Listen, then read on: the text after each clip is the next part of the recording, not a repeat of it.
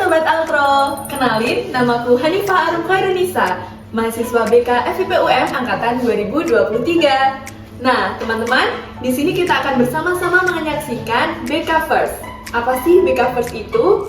BK First adalah BK Conversation, di mana di sini kita akan membahas, mengulik, dan juga mengeksplorasi apa saja sih pengalaman yang didapatkan mahasiswa bimbingan dan konseling di Fakultas Ilmu Pendidikan Universitas Negeri Malang.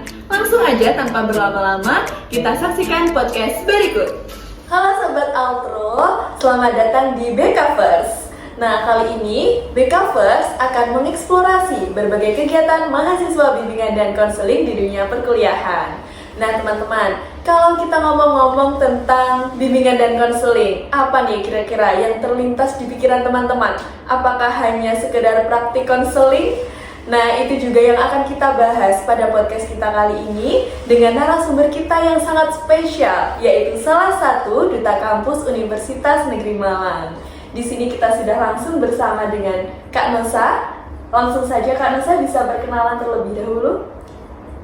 Halo, nama aku Nabila Nosa Maya Putri dan aku merupakan salah satu finalis dari Duta Kampus UM tahun 2023. Salam kenal. Salam kenal Kak Nosa. Kak Nosa hari ini gimana kabarnya? Alhamdulillah baik, karena tadi aku habis kelas ya, terus tadi langsung ke kabupaten, habis itu langsung ke sini. Gitu. Oh gitu. Gimana perjalanannya hari ini ke sini? Tadi agak panik, soalnya aku takut telat waktu ke sini sih. Tapi tetap aman ya Kak Nosa Aman, ya. aman. Oke Kak Nosa, karena tadi kita juga membahas tentang duta kampus nih Kak Nosa. Gimana nih Kak Nosa rasanya kesehariannya menjadi duta kampus? Rasanya seru banget sih, soalnya aku tuh bener-bener nemuin banyak banget kegiatan dan juga hal baru selama aku itu menjabat sebagai duta kampus. Oh gitu. Keseruannya apa aja nih Kak Nosa? Kalau untuk keseruannya sendiri tuh banyak ya. Soalnya kalau di duta kampus itu kita bakalan nemuin dan berpartisipasi di beberapa kegiatan. Nah, contohnya itu kayak event di UM, bahkan di luar UM itu juga pernah gitu. Oh gitu ya, jadi seru banget ya Kak Nosa kehidupan Kak Nosa sebagai duta kampus nih Sobat Altro. Nah ngomong-ngomong, Kak Nosa ini tadi kayaknya belum memperkenalkan diri dari jurusan mana nih? Oh iya, lupa nih Kak. Iya. Kalau untuk jurusannya sendiri tentu aja aku dari jurusan bimbingan konseling teman-teman. Dan kebetulan aku ini angkatan 2022, jadi aku ini sekarang udah semester 5. Wow, semester 5 ya Kak Nosa, dari jurusan bimbingan dan konseling. Ini sesuai banget Kak Nosa sama topik podcast kita pada hari ini. Wah, topik apa tuh Kak? Jadi topik podcast kita hari ini adalah mahasiswa BK bisa ngapain aja sih? Iya, mahasiswa BK itu bisa ngapain aja sih sebenarnya? Salah satunya kita bersama Kak Nosa di sini bisa loh mahasiswa BK menjadi duta kampus Universitas Negeri Malang. Seperti yang Kak Nosa bilang tadi, banyak keseruan-keseruan yang dilalui Kak Nosa selama menjadi duta kampus. Iya, benar sekali. Nah, kalau boleh tahu nih Kak Nosa, dari jurusan bimbingan dan konseling, apa yang membuat Kak Nosa ini tertarik gitu menjadi atau memilih jurusan bimbingan dan konseling?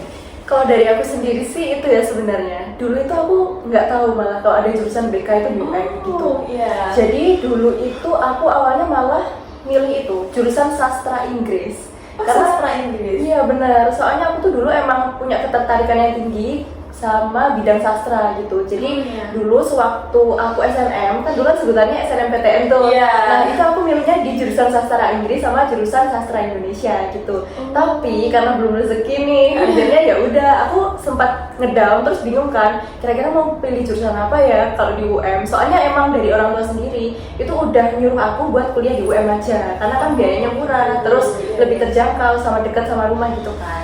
Nah itu akhirnya aku nyoba research nih, kira-kira ada apa sih jurusan di UM itu. Akhirnya nemulah bimbingan konseling ini gitu. Terus akhirnya aku kayak nyari tahu gitu kan, kira-kira di jurusan ini ada apa aja ya. Terus prospek kerjanya tuh kira-kira jadi apa gitu.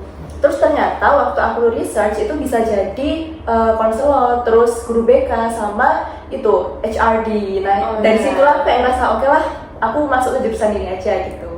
Oke, jadi Kak Nosa memilih jurusan bimbingan dan konseling ini juga berbagai pertimbangan ya, Iya, karena benar. awalnya juga nggak kepikiran nih ke sini dan juga melihat prospek-prospeknya itu seperti apa saja gitu. Nah Kak Nosa, sekarang kan udah semester 5 nih, pasti kan udah banyak sekali yang dilalui dari semester 1 sampai semester 5. Nah apa sih Kak Nosa 3 hal yang paling menarik di bimbingan dan konseling menurut Kak Nosa sendiri? Oke, ini boleh terserah ya? Iya, bebas Kak Nosa. Oke, kalau menurutku yang pertama itu dari segi jurusan dan juga materinya ya. Karena aku merasa banget kalau di BK ini emang kita itu dikasih materi yang mana kita itu benar-benar bisa menerapkannya itu di kehidupan nyata gitu. Oh, Jadi iya. kalau misalnya ada suatu permasalahan yang kompleks, terus misalnya ketemu sama teman-teman nih, nah itu kita bisa loh kayak tipis-tipis menerapkan teori konseling gitu Iya. ya. Apalagi kalau ada temen yang curhat, itu kita bisa tahu caranya gimana kita itu nanggepin mereka itu dengan baik gitu. Terus kalau untuk yang kedua sendiri itu dari segi pertemanannya. Karena aku jujur ya, aku tuh ngerasa banget kalau di jurusan BK ini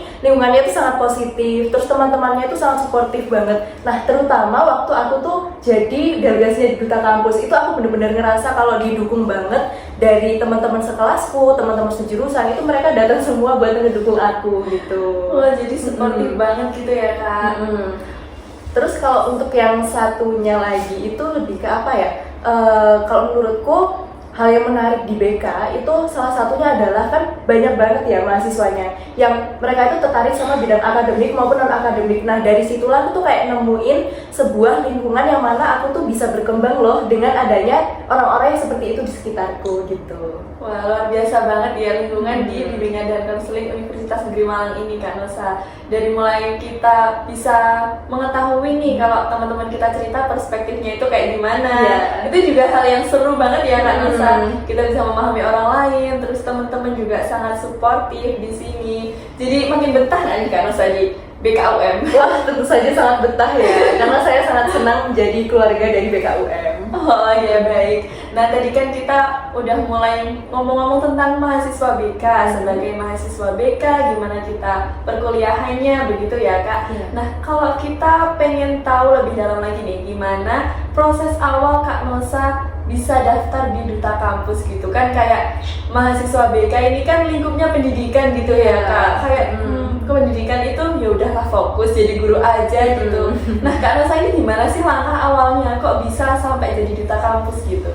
Kalau dari aku sendiri tuh faktor terbesarnya emang dari orang tua sih. Oh, Karena kalau iya. orang tua aku sendiri itu udah tahu ada Duta Kampus sejak aku tuh dari SMA. Jadi kayak udah dikasih gitu.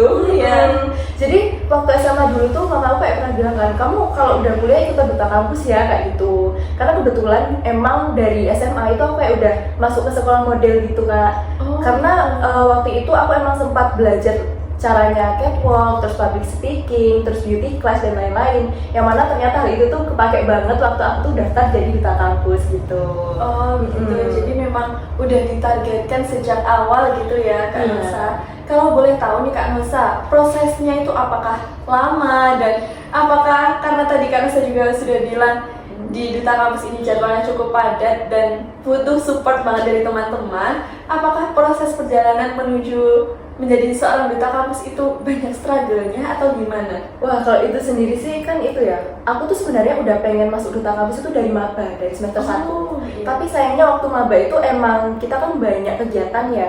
Contohnya itu ya kayak ospek, terus aku kan juga sempat ikut lomba, yang mana hal itu tuh bertabrakan banget sama deadline-nya Duta Kampus. Terus aku juga ngerasa banget waktu maba dulu itu kayak masih kurang gitu, kurang persiapan. Nah akhirnya aku memberanikan diri buat daftar Duta Kampus itu waktu semester 3 gitu. Nah kalau untuk tantangannya sendiri tuh ada tantangan internal sama eksternal sih Kak. Oh, jadi ada dua macam ya ini? Iya, kalau dari aku sendiri internal itu ngerasa kalau emang teman-teman gue ini kan emang dari background yang sangat hebat ya. Mereka itu emang udah pernah jadi duta, terus kayak udah berpengalaman banget di dunia pageant. Sedangkan aku tuh baru pertama kali jadi duta Kak waktu iya. itu. Jadi kayak aku tuh butuh proses adaptasi yang teramat sangat besar sewaktu aku tuh jadi duta kampus gitu. Terus aku tuh kayak apa ya, kayak ngerasa kadang tuh ketinggalan nih sama teman-teman kayak gitu. Tapi mereka baik banget sih Kak. Mereka tuh bener-bener support aku dan mereka tuh nge-level aku di situ. Oh gitu. Iya. Jadi kita juga ketemu sama teman-teman mahasiswa lain dari jurusan lain, dari fakultas lain dengan background yang berbeda-beda. Iya bener banget Kak. Dan di sini Kak Nosa juga pastinya hebat banget ya bisa bersama teman-teman ini kayak saling mendukung. Kalau ngomong tentang persaingan nih, gimana nih Kak Nosa? Apakah di duta kampus itu juga ada persaingan-persaingan gitu?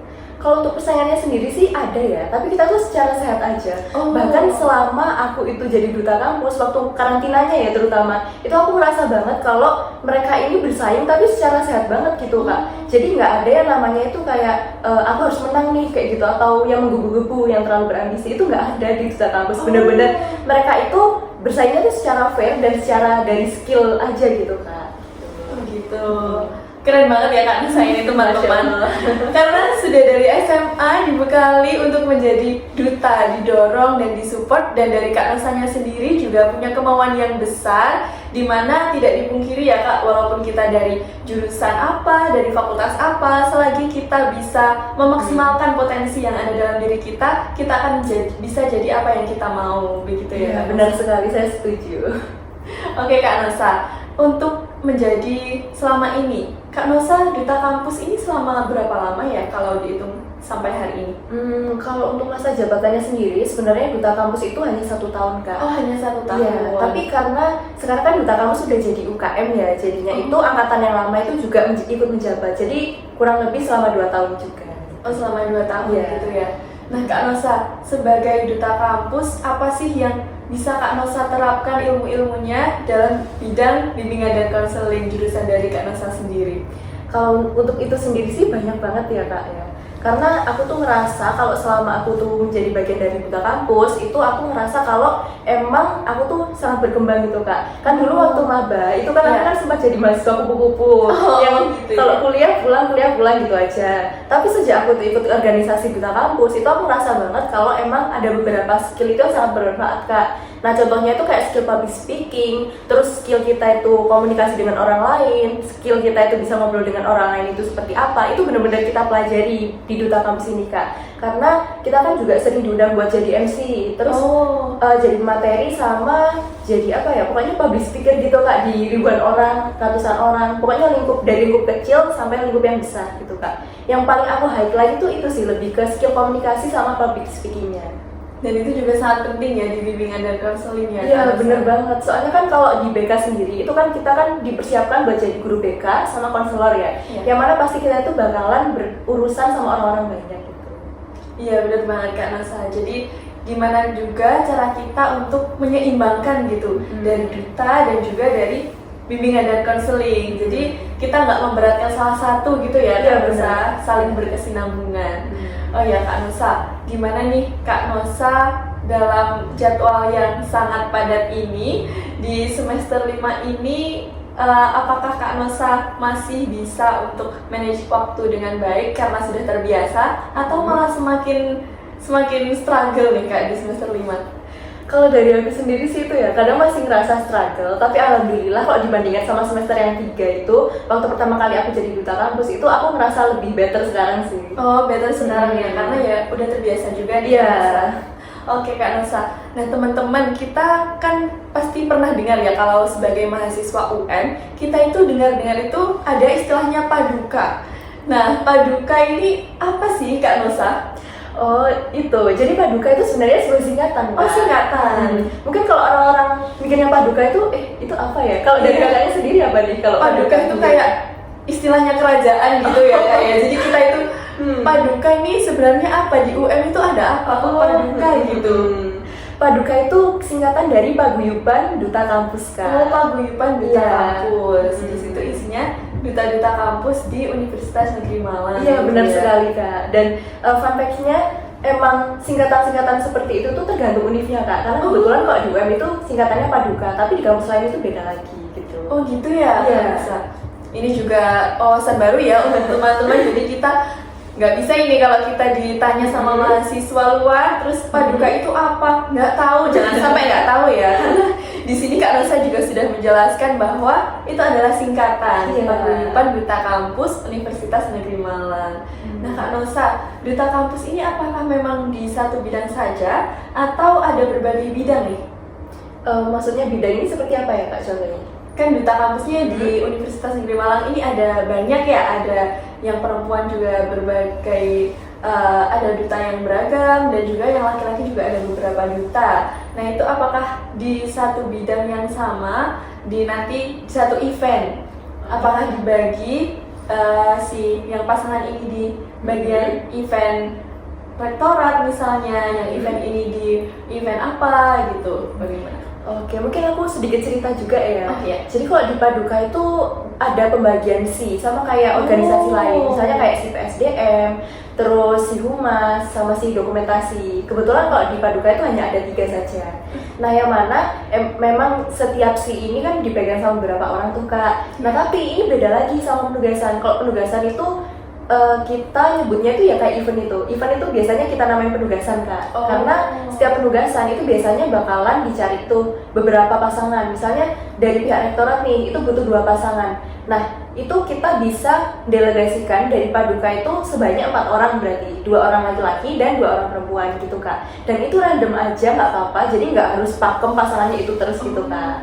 Jadi emang tergantung situasi kondisi aja sih. Jadi nggak mesti pasangan satu harus sama pasangan satu, bisa sama pasangan 2 gitu kan. Oh begitu. Jadi ada penugasannya begitu ya? Iya, Kak? benar. Jadi nggak bakal takut nganggur dan misalnya ada yang nggak dianggap, ada yang nggak ditugasin, itu nggak ada sama sekali ya Kak? Itu nggak ada ya, karena kebetulan alhamdulillah kalau di angkatanku tuh rata. Jadi ada yang penugasan ini itu semuanya dibagi rata Kak. Jadi nggak mesti anak itu terus yang penugasan. Oh begitu, jadi sangat banyak pengalaman yang bisa digali saat menjadi duta kampus Universitas Negeri Malang ya teman-teman. Nah sebagai mahasiswa BK nih Kak Nosa, selain menjadi duta kampus, apakah ada kegiatan lain yang sedang dijalankan oleh Kak Nosa? Kalau untuk kegiatannya sendiri itu kebetulan aku juga jadi duta anti narkoba di Kota Malang Kak. Oh Iya. begitu, boleh diceritain dong Kak Nosa, duta anti narkoba itu seperti apa? Kalau duta anti narkoba itu kan kita lebih fokusnya tuh ke ranah sosial ya Kak ya. Mungkin kalau duta kampus itu masih ada pageantnya gitu ya, kayak masih meja gitu lah istilahnya. Nah tapi kalau duta anti narkoba ini ranahnya lebih ke sosial gitu Kak. Kita bisa biasanya itu diundang ke sekolah-sekolah buat jadi pemateri gitu. Oh gitu, pernah di sekolah mana aja nih Kak Nosa? Kebetulan aku tuh pernah di 2 sekolah ya. Yang sekolah pertama itu di SD Insan Amanah, sama yang kedua itu ada di SMA yang di Suhat itu Kak, Islam Sabilillah. Oh ya. di situ ya, jadi pernah ada di 2 sekolah tersebut. Iya. Nah itu yang menaungi sebagai duta anti narkoba itu dari mana Kak? Kalau untuk yang menaunginya sendiri itu dari BNN Kak. Oh dari BNN. Oh iya iya. Jadi keren banget ya teman-teman. Selain di internal Universitas Negeri Malang, Kak Nosa juga aktif di eksternal Universitas Negeri Malang di Kota Malang sendiri Iya, gitu benar ya Kak Nosa.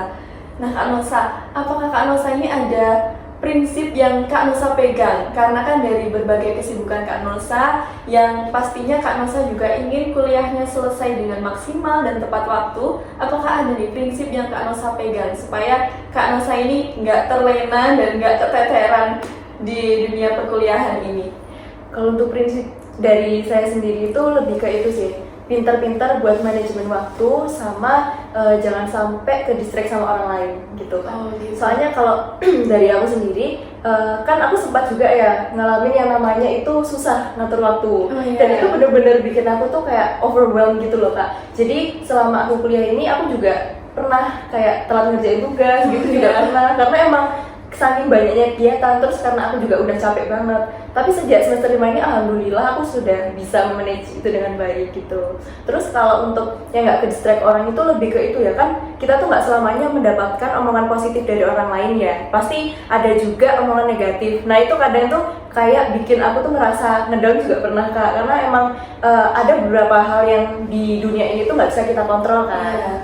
Nah itulah salah satunya. Jadi kayak lebih ke percaya diri sendiri, terus sama jangan lupa buat ikutin apa yang orang tua bilang, terus sama juga jangan lupa buat tetap percaya sama diri sendiri aja gitu. Oke baik Kak Nosa, jadi memang lingkungan, dukungan orang tua dan juga kepercayaan diri kita ini sangat berpengaruh ya gimana kita menjalani kehidupan sehari-hari gitu ya, dan juga rencana-rencana yang kita susun itu ya jangan cuma rencana aja gitu kan. Jadi kita harus punya strategi untuk mencapai rencana itu. Nah dari Kak Nosa sendiri nih, tadi kan udah memaparkan banyak banget kegiatan Kak Nosa yang juga tentunya itu jadi inspirasi nih buat kita supaya kita sebenarnya kita itu bisa kok, kita bisa untuk mengeksplorasi diri kita lebih jauh, lebih banyak lagi, asalkan ada kemauan dalam diri kita. Dari Kak Nusa, apakah ada nih motivasi buat teman-teman semuanya di sini supaya nggak takut untuk mengeksplor diri nih Kak Nusa? Kalau untuk itu saranku sih ya, coba aja dulu, karena emang kita tuh nggak ada yang tahu ya, maksudnya pintu rezeki kita itu bakalan datang dari mana. Karena aku ngeliat di fenomena dekatku sendiri itu emang ada beberapa orang yang sebenarnya dia ini punya loh potensi buat berkembang lebih jauh lagi, tapi dia itu karena takut buat nyoba, akhirnya dia tuh nggak mau dan juga nggak tahu nih kira-kira potensinya itu bakalan diarahkan kemana gitu. Jadi saranku sih ya udah coba aja dulu, nggak usah takut, karena kegagalan itu ya pasti ada dan kita tuh nggak bisa mungkiri ya. Tapi apakah dengan kita itu nggak mencoba, kita itu nggak akan tahu gitu kedepannya itu seperti apa. Mendingan ya itu lagi Kak, coba aja dulu. Ya. Jadi jangan takut untuk mencoba ya teman-teman. Di sini kita prinsipnya coba aja dulu. Nanti kalau ada kegagalan itu bukanlah kesalahan. Kegagalan itu harus diperbaiki dan itu jadi pelajaran lagi ya Kak buat kita. Iya, setuju banget Kak. Oke teman-teman, di sini karena Kak Nusa ini juga udah memaparkan banyak banget dan kita juga pastinya punya banyak wawasan nih mulai dari gimana sih mahasiswa BK tadi dan juga dari duta kampus tadi dan juga Kak Nusa bergabung di duta eksternal tadi di Kota Malang. Di situ kita bisa mengambil pelajaran ya teman-teman, kalau misalnya jadi mahasiswa BK itu jangan hanya diam aja dan terpaku aja, kita harus mencoba dan mengeksplorasi lebih banyak lagi apa yang ada di sekeliling kita. Oke Kak Nusa, kita udah ngobrol banyak banget nih dari tadi. Dari Kak Nusa nih, apakah ada yang Kak Nusa harapkan untuk kedepannya, untuk mungkin dari adik-adik kita, untuk mahasiswa-mahasiswa BK yang lainnya, dan apa harapan Kak Nusa? Kalau untuk harapanku sendiri ke mahasiswa BK lain itu jangan takut dan ragu buat mencoba hal baru. Sama mungkin memang BK itu kan dianggap sama orang-orang itu lebih ke ranah akademik ya Kak ya. Jadi mungkin orang-orang tuh kayak ngecap anak BK ini cuma pintar di akademik doang deh. Kayaknya mereka nggak tahu nih dunia luar akademik itu gimana gitu. Mungkin mereka itu bisa jadi dicap kutu buku, atau mungkin mereka itu suka lomba-lomba yang dalam pihak akademik aja gitu. Tapi kalau kita explore lagi, sebenarnya mahasiswa BK itu sangat berpotensi loh. Kita tuh punya banyak SDM yang berkualitas dan juga mereka itu punya potensi yang besar untuk terjun di dunia non akademik.